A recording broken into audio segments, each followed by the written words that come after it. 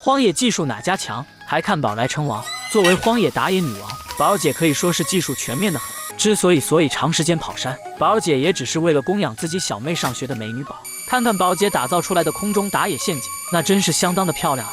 这要是老狼挨上一下，估计都要领盒饭直接少走半辈子弯路。不过最终野物又能否走进陷阱，让宝实现荒野大丰收呢？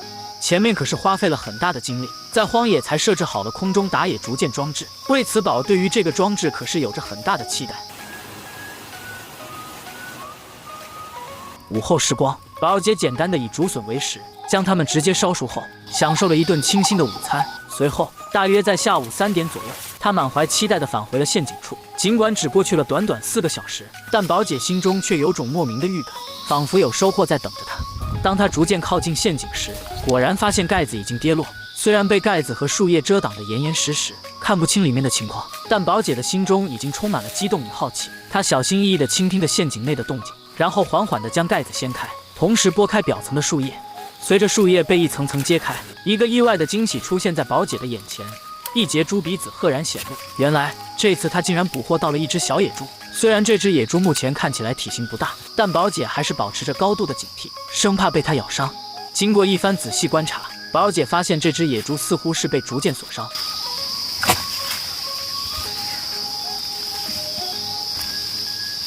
虽然并未流血，但后腿显然已经受伤，战力大减。在确定野猪已无反击之力后，他才放心地将其从陷阱中救出。小野猪此时也显得异常虚弱，任由宝姐将其前后脚绑好。为了将这只意外的收获带回养殖场驯养，宝姐找来一根结实的木棍，巧妙地将野猪串在上面，然后挑起它，踏上了返回养殖场的路途。一路上，她心中充满了对未来养殖计划的憧憬与期待。昨到家的宝姐，天都黑了，今天一大早的她，那是将搞好的猪食倒给了野猪血，希望它们能够茁壮成长。这一段时间，宝姐前后在山上待了有半个月的时间，一共收获了1大1小2只野猪。当然，要是那只100斤重的超级大家伙没有跑掉，宝姐的收获将是破纪录的。可惜啊，喂养了2天的野猪后，宝姐也没打算立马上山，最近需要好好的休息一番，因此她决定在山下逛逛。这里的野果和野菜也不少，尤其是这些野地瓜，清洗之后吃起来香甜可口，就当是在搞野餐一般。而长在悬崖峭壁之上的芭蕉树，位置十分的陡峭，但是确实也没有逃过宝之手，直接被宝薅到了不少的野芭蕉。野芭蕉个头虽然很大，但是里面的种子那部分却是占据了果肉的一大半，好在吃起来香甜的很。在满是山泉的岩石之上，宝姐还意外地发现了一只小山龟，不过这玩意可不在她的食谱之上，她只是打算将它带走，看看下山能不能换点东西。当然，打野天性使然之下，见到合适的石壁位置处时，宝姐依旧还是布置上了一些山鼠陷阱，毕竟这里距离养殖场很近，随时可以过来查看收获。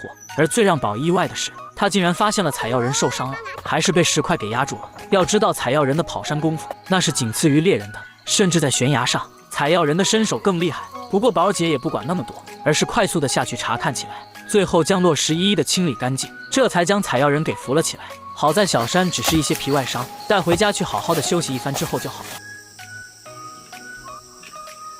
次日的宝，那是喂完猪之后，再次在附近转悠了起来。毕竟昨设置了几个山鼠石块陷阱，还是需要查看一番的。不过宝先是发现了一棵野果树，爬上树查看的他，那是看到了不少的果实，但是这些果实人类是不能吃的，鸟和松鼠等小动物倒是很喜欢。为此，宝砍来了一些树木，准备在这里设置上一些打野陷阱。这种陷阱其实就是弹力木棍陷阱，固定住长木棍的一端，至于另一端的话，需要将其抬起来，产生形变，才会有弹力。而在弯曲的木棍下方设置上触发装置，一旦野物路过这里，便会被击中。这样的陷阱宝设置过上百次了，因此制作起来可谓是得心应手。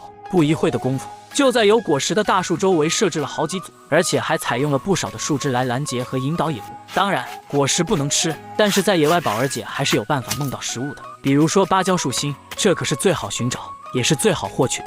不仅能提供水分，还有一定的糖分以及维生素等物质。另外，作为靠山吃山的宝姐，看到合适的位置，还会制作简易的荒野庇护所。这样的话，不管是平时路过这里，还是打野回不了家，亦或是简单的睡一个午觉，都是不错的区域。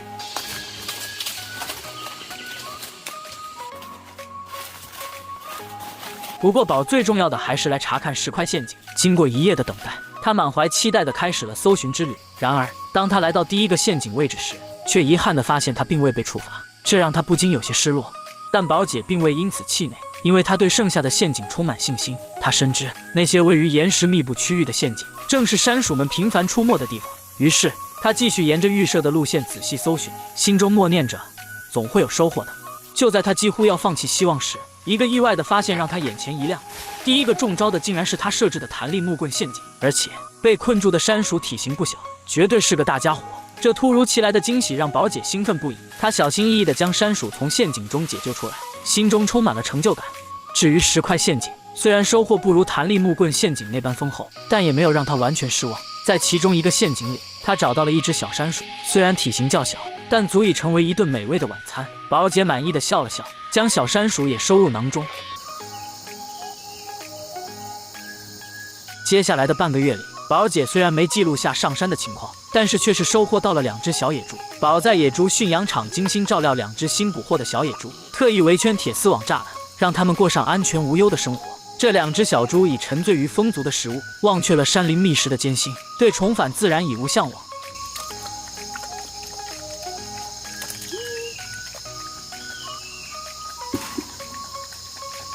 趁着休整期，宝重返野猪场附近的山林。虽久未涉足，但这里的野物资源仍显贫瘠。为寻得野猪、豪猪等踪迹，途中他以酸藤解馋，继续深入探索。在山林间，宝的目光落在了一棵粗大的棕榈树上。作为荒野生存的老手，他深知棕榈树心的美味与价值，于是他挥动打野刀，精准地劈砍着树干。经过一番努力，棕榈树轰然倒下，但遗憾的是，可食用的树心部分并不多。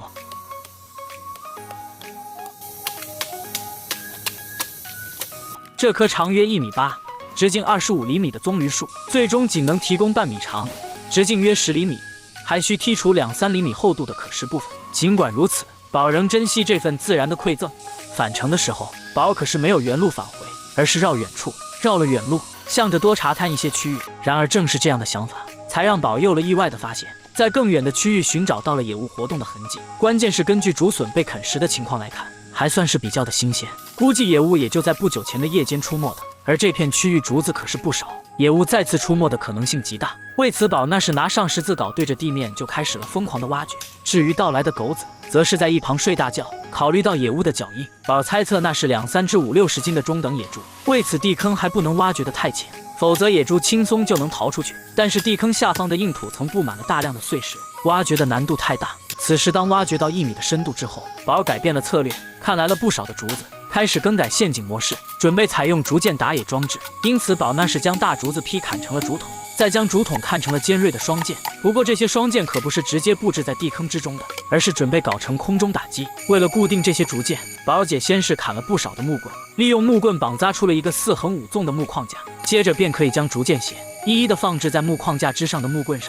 所有的空隙一共布置了3根5排，共计15根竹剑，并且利用树藤将竹剑和木棍连接处给绑扎牢固，以此来增加竹剑的稳固性和垂直度。至于吊装竹剑装置的架子，那可就简单了，简易的龙门架搭建即可。将龙门架绑扎好之后，再利用绳索将竹剑装置绑扎牢固之后，便可以通过龙门架的支撑将其吊装起来。其位置处正好是落在地坑的正上方，一旦野猪掉落进去，再被竹剑落下去击中，那可是要受伤的。再加上竹剑装置盖住地坑，野猪即便是还有行动能力，也是很难逃出来的。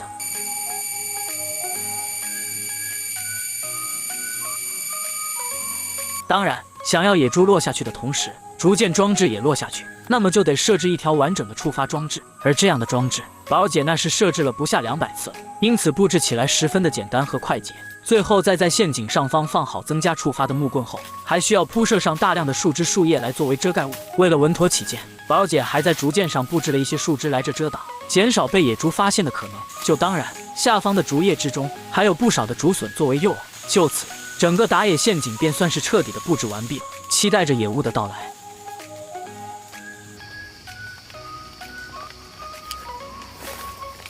来到夜间的时候，没想到野物是真的出现了。不过这只野猪可是十分的精明，只是在陷阱边上磨蹭了1分多钟，盯着陷阱里面的竹笋看了许久。但是野猪似乎是感受到了危险的气息，一直没有进一步的触动，最后更是扬长而去，让查看摄像机的宝姐那叫一个气啊！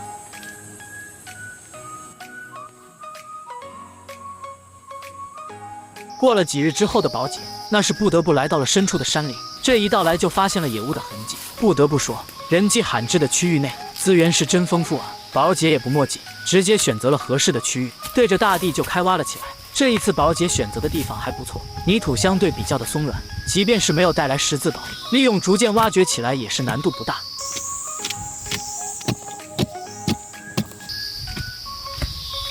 花费了1个半小时的时间，姐便搞出了一个1米3、4的深坑，这般的深度，再加上竹剑，50-60斤的野猪是跑不了的。没错，宝姐又要打造竹剑陷阱了。不过这一次可不是空中竹剑，而是准备设置地坑竹剑。宝姐先是砍出来了大量的竹剑出来，大概有个10多根的样子，将其一一的搬到地坑边上，并全部扔进到地坑之中后，随后便可以在坑底挖掘出小坑洞来。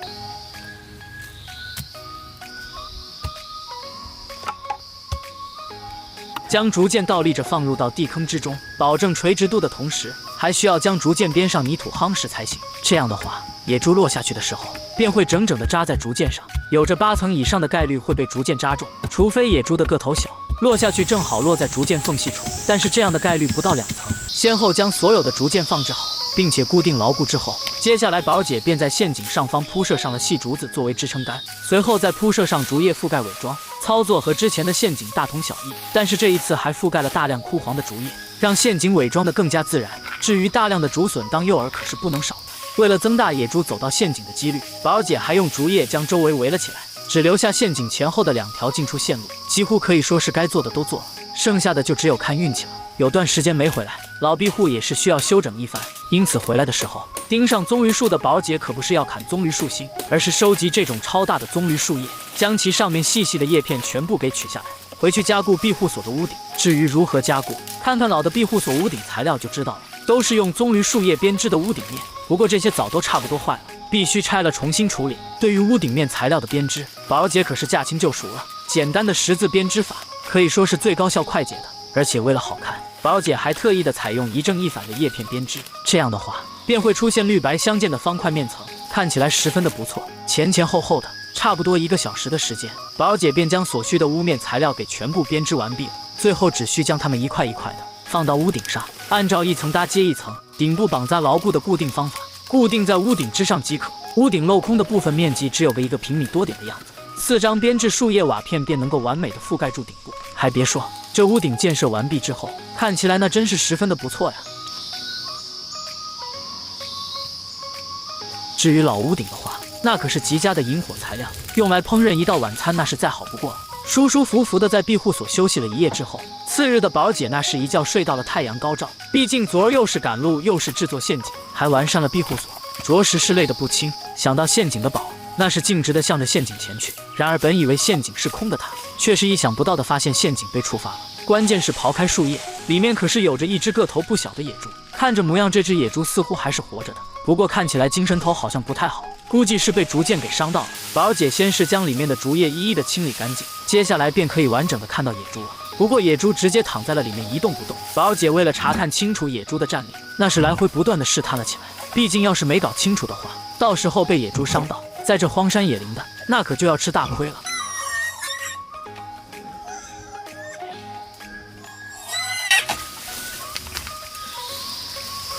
好在一番查探后，宝姐那是确定了野猪确实是伤得不轻，几乎没什么反抗之力后，这才下到了陷阱之中，开始利用绳索绑扎起了野猪来。最后花费了几分钟的时间，大野猪可算是被宝姐给绑了，还被宝姐直接扛在了肩膀之上，向着山下离去。毕竟这般40-50斤的大野猪还是受了伤的，宝姐可是没有给他治好驯养的想法，而是计划拿到集市上出手，赚一笔再说。前日上山昨日归，宝抓猪就是牛，昨出手了野猪的宝，那是让不少的人都羡慕不已。今日宝并未深入山林，而是选择在家附近悠闲的探索，他的目标锁定在了一种独特的野山药上。这种山药外表似山药，内里却藏着红薯般的细腻，是当地难得的山野佳肴。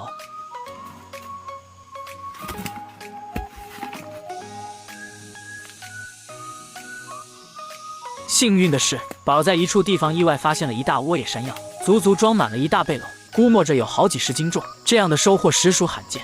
满载而归后，面对这堆美味的野山药，宝心中已有了打算。他决定留下一部分享用，而剩余的大部分则用来喂养家中的小猪，让他们也能品尝到这份自然的馈赠。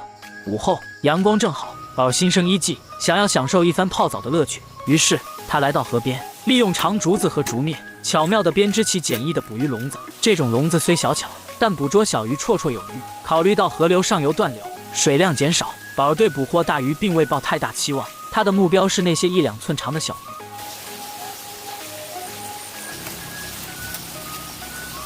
经过一番精心布置，宝将捕鱼笼放置在了一个水流适中、鱼儿聚集的位置，并巧妙地利用竹子上端敲击水面，驱赶鱼儿入笼。